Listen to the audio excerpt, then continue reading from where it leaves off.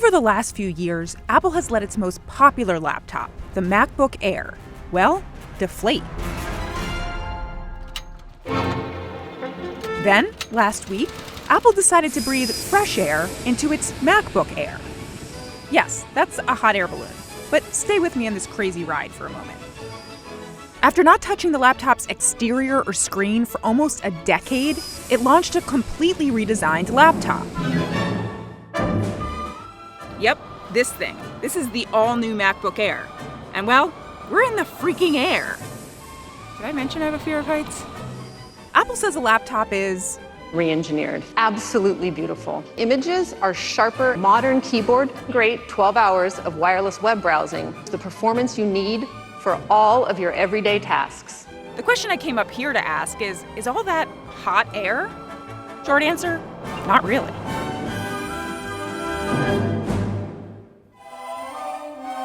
If you've had an old Air, the number one reason to upgrade is the display. The laptop finally has a 13.3-inch Retina screen. That's 4 times the resolution of the old one. Okay, it's not as stunning as this view, but it's crisp and looks great at all angles. In my side-by-side comparison, the MacBook Pro's screen was only a tad brighter. Also gone from the Air is that big, fat screen bezel. The bezel was about the size of that 5-acre field right there.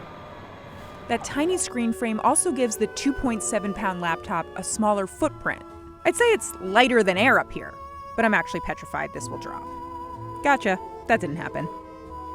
I miss the old Air's full-size ports, but these 2 USB-C Thunderbolt ports do everything from charge the computer to connect to multiple monitors, often at the same time.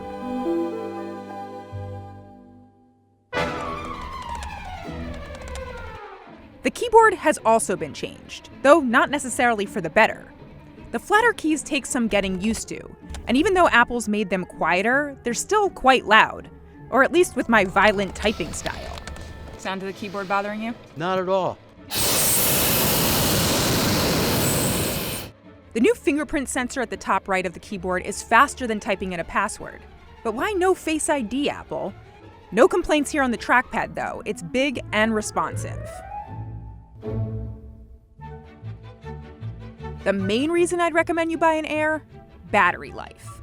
The Air's Core i5 processor had more than enough power for my usual workload. Lots of browser tabs, listening to music, light photo and video editing, and writing.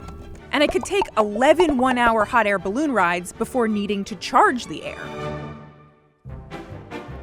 Just look down there at the results of my battery life tests.